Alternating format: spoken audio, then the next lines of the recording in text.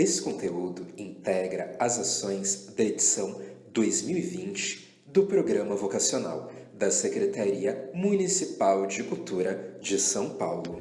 Olá, pessoal. Bom dia, boa tarde ou boa noite. Tudo bem? Eu me chamo João Carvalho e nesse ano de 2020 eu estou artista orientador do Programa Vocacional na linguagem de teatro, aqui na Zona Norte. Malandragem é viver, proceder, respeito é um bom lugar. Só quem é de lá pode entender. Brasilândia.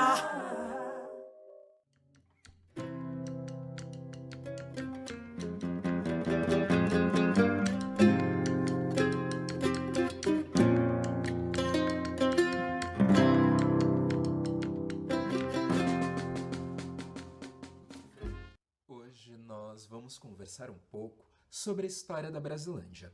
Esse distrito tem 21 quilômetros quadrados de extensão territorial, sendo 7 pertencentes à Serra da Cantareira, e os outros 14 ocupados por uma população de mais de 290 mil habitantes, que se dividem em mais de 40 bairros e mais de 90 favelas. É o distrito mais populoso da Zona Norte, além de ser o quarto distrito mais populoso da cidade de São Paulo, atrás apenas do Grajaú, de Sapopemba e do Jardim Ângela. O primeiro nome da Brasilândia foi Tiro ao Pombo, e ela começou a ser loteada no dia 24 de janeiro de 1947, no nome do senhor Brasílio Simões. Daí o nome Brasilândia.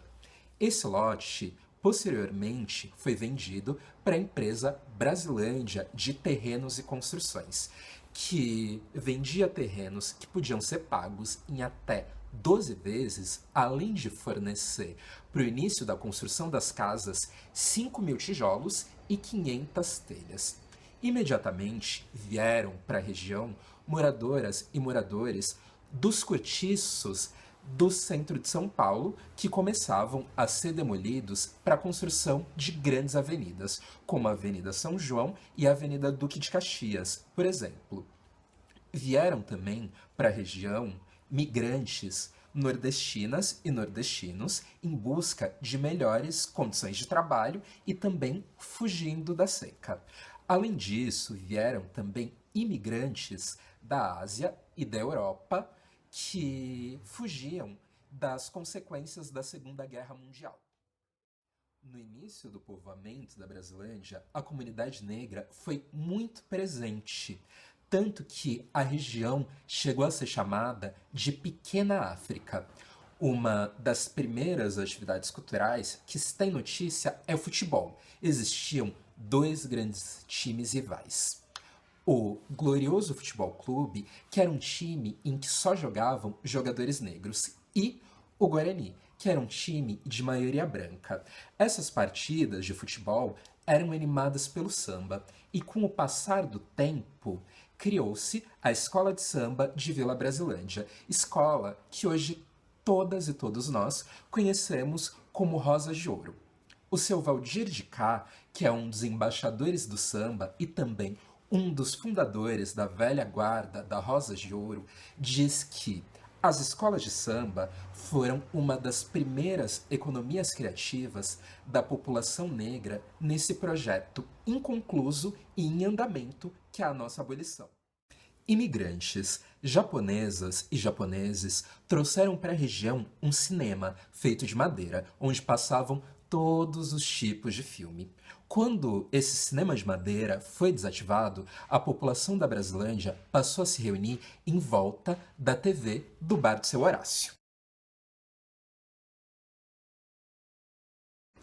No ano de 1949, foi inaugurada a primeira linha de ônibus da Brasilândia. Antes, as pessoas se locomoviam de pau de arara. A década de 1970 foi um período de intensa politização da região. As moradoras e moradores começaram a reivindicar por água, luz, telefone, mais linhas de ônibus, melhores condições de saneamento básico. Nesse período, nós vivíamos a ditadura civil-militar e as reuniões eram proibidas ou pelo menos dificultadas. Então a população precisava encontrar outras estratégias para se organizar. Uma estratégia que a população da Brasilândia encontrou foi a salamandra, que era uma espécie de cobra de 30 metros de comprimento, que precisava ser segurada por 25 ou 30 pessoas. E quando a salamandra saía pelas ruas, era um convite para que a população da Brasilândia fosse à luta. Uma das principais conquistas desse período foram as melhores condições de saneamento básico.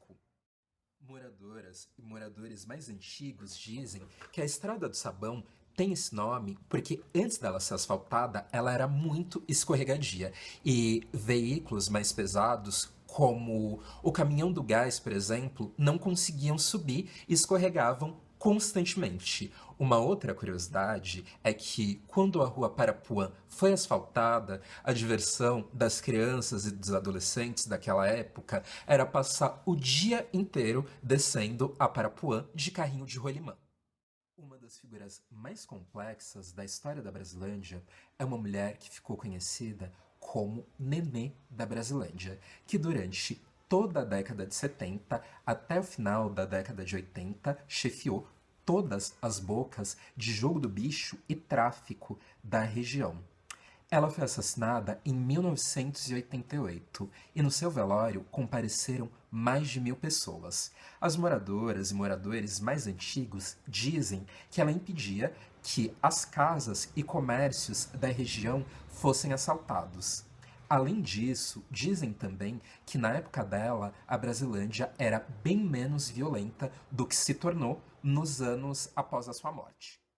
Aliás, falando sobre violência, um dos principais estereótipos que a Brasilândia carrega é de ser um lugar violento. Isso faz com que, muitas vezes, em entrevistas de emprego, quando as pessoas dizem que são da Brasilândia, elas não sejam contratadas, além de fazer com que, muitas vezes, as pessoas tenham vergonha de dizer que moram na Brasilândia. Tem uma autora que eu gosto muito que chama Chimamanda Ngozi Adichie, que em um vídeo chamado O Perigo da História Única, ela diz que o grande problema dos estereótipos não é que eles sejam irreais, mas que eles são incompletos. E com isso eu quero dizer que não é que não exista violência na Brasilândia. Aliás, existe violência na cidade de São Paulo, porque a violência é uma consequência da desigualdade social. E a partir do momento que nós estamos numa sociedade socialmente desigual, a violência se apresentará. Em resumo, eu quero dizer que não é que não exista violência na Brasilândia, mas que não existe só violência na Brasilândia. Inclusive, no ano de 2007, a Brasilândia chegou a ser eleita o distrito mais violento da cidade de São Paulo. Nesse mesmo ano, no dia 1º de fevereiro de 2007, 7 jovens foram baleados pela violência do Estado, fazendo com que 6 viessem a óbito e 1 sobrevivesse. Daí o nome da Praça dos 7 Jovens no Elisa Maria.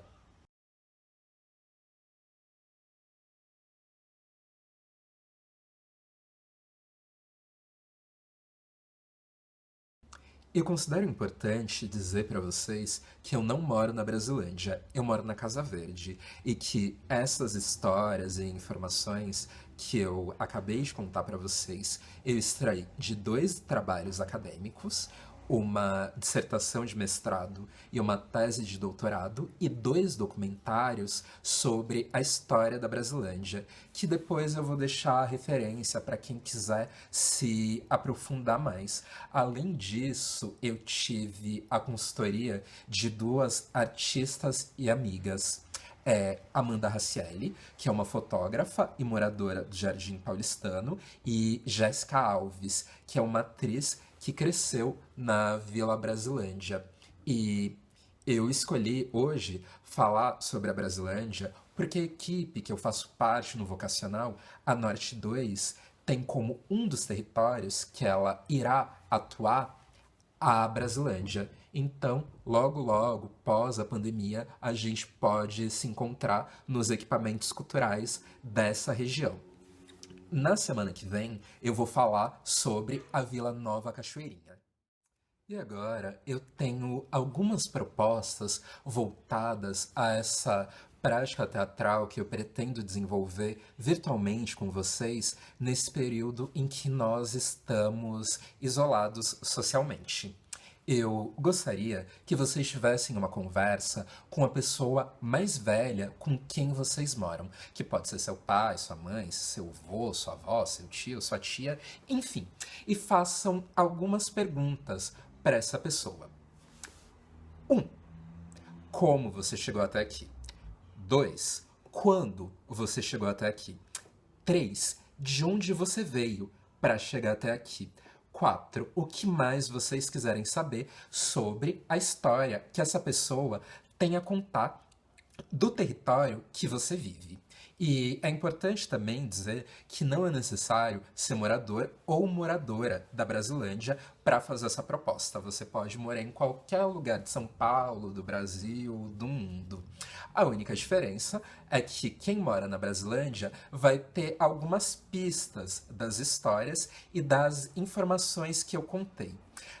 Também, caso você possa, queira, consiga, você pode ligar ou mandar uma mensagem para algum parente mais velho ou mais velha que possa te dar informações sobre histórias, sobre esse lugar, esse território que você vive.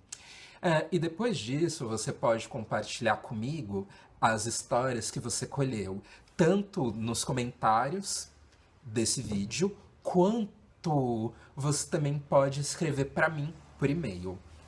O meu e-mail é johwcccarvalho@gmail.com.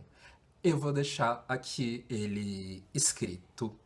E, como eu disse, na semana que vem eu vou contar algumas histórias sobre a Vila Nova Cachoeirinha. Então, eu espero que nós nos encontremos semana que vem. Tchau, tchau.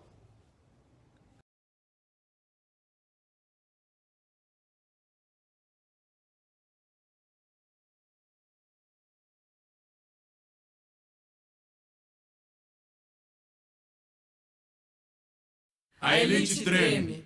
A elite encontra-se nos grandes centros comerciais, rodeadas pelas periferias que ela própria inventou. A periferia se arma e apavora a elite central. Nas guerras das armas, os ricos reprimem os favelados com a força do Estado através da polícia. Mas agora é diferente. A periferia se arma de outra forma. Agora, o armamento é o conhecimento, a munição é o livro e os disparos vêm das letras. Então a gente quebra as muralhas do acesso e parte para o ataque. Invadimos as bibliotecas, as universidades, todos os espaços que conseguimos para arrumar munição e informação. Os irmãos que foram se armar já estão de volta preparando a transformação. Mas não queremos falar para os acadêmicos, mas sim para Dona Maria e o Seu José, pois eles querem se informar.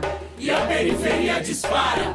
1, 2, 3, vários livros publicados. A elite treme. Agora a favelada escreve livro, conta a história e a realidade da favela, que a elite nunca soube ou nunca quis contar direito.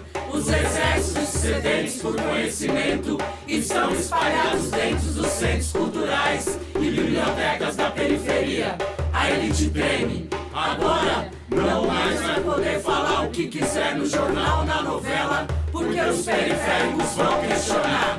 O conhecimento trouxe a reflexão trouxe a ação, e agora a revolta está preparada e a elite treme. Não queremos mais seus tênis, seus celulares, não queremos mais ser mão de obra barata, nem consumidores que não questionam a propaganda. Queremos conhecimento e transformações nas relações sociais. A elite treme. Agora não mais enquadramos madames no farol, e sim, queremos os mesmos direitos das madames. E é por isso que a elite teme.